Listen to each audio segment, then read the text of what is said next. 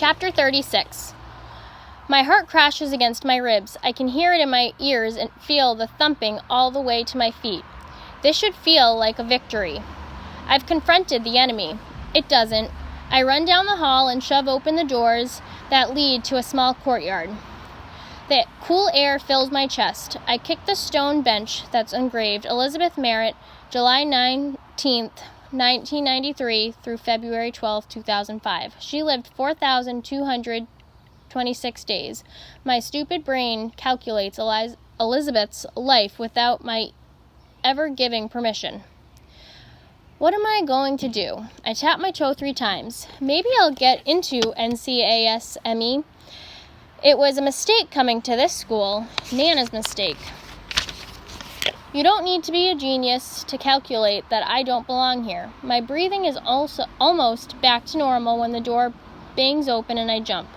You can't be out here, the assistant principal says. You should be in class. Sorry. She steps closer. I didn't feel good. I say, I needed air. She holds open the door. Let's talk in my office. I spend the next 17 minutes answering questions and promising I will talk to the guidance counselor if I have any further issues. I will. Then I finally allowed to call Nana. I tell her I have an awful stomachache and a headache and convince her to pick me up. Are you okay, Lucy? Nana asks as we drive away from the school. Fine. I stare out the window and count. I thought you were sick. She glances at me. I am sick. Well then, what's wrong? She asks. Nothing's wrong. I'm just sick. I need to go home. I wish Nana would stop talking. Okay, you can go home today, but we need to figure out what's making you sick. And soon, because tomorrow, I've got my bowling league. If you call me during bowling, I will not answer. I'm not missing it for anyone. Not even you. She tries to grab my hand, but I pull away. I said I'm not going back. The team captain is Mike Renwood. He's single and has hair. She keeps talking like I didn't say anything. Well, some hair. Put it this way. For an over 60 gentleman, he's a 10 out of 10. I know Nana is joking around. She wants me to groan or roll my eyes or say gross, but I'm not in the mood. She doesn't understand. I swear I'm not going back to the school. When we get home, Nana demands that I sit at the kitchen table. I do my routine and then she pops a thermometer in my mouth.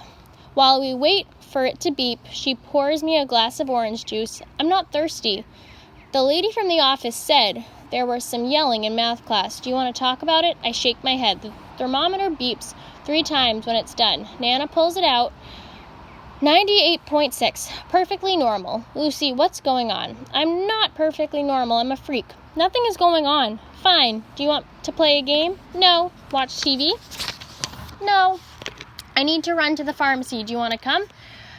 We could stop for milkshakes. No, suit yourself. Nana grabs her purse. Get some rest. Tomorrow you're going back. The thought of sitting in Mr. Stoker's class again really does make my head pound. He's going to be disappointed or maybe embarrassed.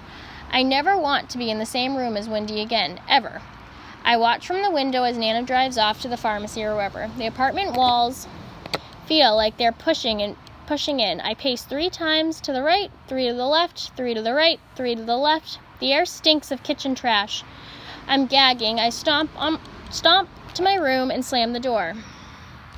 No one is around to hear it. My computer boots up and I get on MathWiz.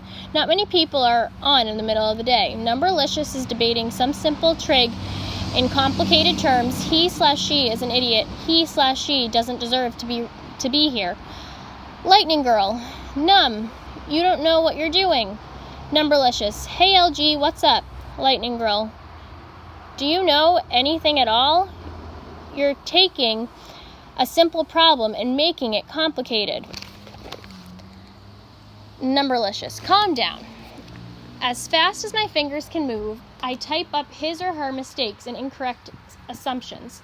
And not only on the problem, but in every issue he or she has taken on the past week. My eyes are focused on the keyboard. When the computer beeps in protest, I look up and see a warning. Numberlicious has blocked you from the conversation. Fine.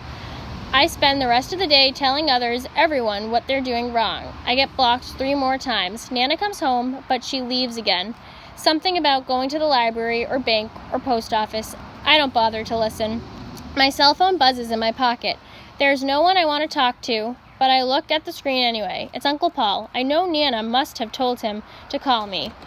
You talk to her. She won't listen to me. Why does Nana get to leave? I want to leave. I hate this apartment. I hate East Hamlin Middle. With nothing stopping me, I stomp out the front door. It closes behind me, and the lock clicks. I don't have keys or Clorox wipes, only my phone. Without thinking, I walk down the steps through the parking lot and past the bus stop at the end of the street. I turn right and jog across the 4 lanes of Route 68. Cars blare their horns. I hate them too.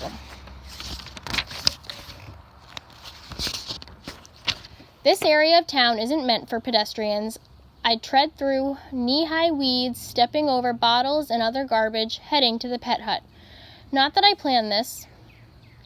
There's no way to accurately calculate how long it will take me.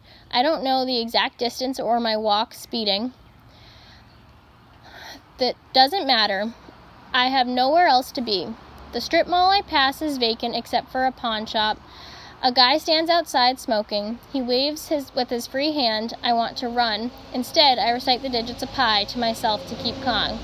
3.14159. It works. I walk faster, stumbling over trash and broken pieces of pavement. But then I come across the remains of a cat. It looks like it's sleeping except for the dried brown stain beneath it. The blood is the color of number 55. I can't step over the poor cat. I'm frozen on the side of the highway. 3.1415926535. The whole world fades until a big rig whips by me. The wind trailing it makes me stumble backward. I pull out my phone. I call Levi. I'm scared, I say as soon as he answers. Lucy, what's wrong? Where are you? I tap my toe 3 times. I'm going to the pet hut. Where are you? He says again. On Route 68. I'm walking to the shelter. I try not to sound terrified. My voice still shakes. What? That's stupid. Where's your grandmother? I don't know. I'm going to call Wendy and see if Cherish can pick you up. No, not Wendy. Lucy. Levi starts to say something, but I'm not listening. A navy blue car has stopped next to me. My stomach tightens. I don't recognize the car and can't see the driver. Someone's pulled over. I mumble on the phone. Who? I don't know. Don't get in the car with anyone, Levi warns. I know that. I move away from the road toward the chain link fence that surrounds the vacant lot. Are you okay? A woman calls out her window. Do you need a lift? I look back. No. The woman wears sunglasses and a smile. She isn't creepy in any way, but I still want her to leave. Just go. Lucy, what's going on? Levi calls out. The woman puts her window up and pulls away. I squat in the tall grass, hoping no other drivers notice me. Lucy, I'm fine. My body feels full of energy that makes me want to fly. Stay on the phone. Okay. I make a wide circle around the dead cat. It's easier to breathe the farther I get away from it. Where are you exactly? Lucy asks. In front of the place called True Natural Turf. The brick building looks like a prison with a chain link fence and barred windows. Okay, I'm pulling up a map online. I walk quickly through the parking lot. My heartbeat echoes in my ears. You're over 2 miles from the pet hut, Lucy. The map says it'll take you 42 minutes to walk there. I can do it. In the distance, I see a sidewalk. Maybe the worst is over. Stay on the phone, I say it again. I'm not going anywhere. I believe him. Hey, I know what will make you feel better. What? Math problems. Hang on a sec. I hear clicking in the background. I got one. Ready? Jane is counting her change. She has 2 more quarters than nickels, 5 fewer dimes than quarters, and 2 more pennies than nickels.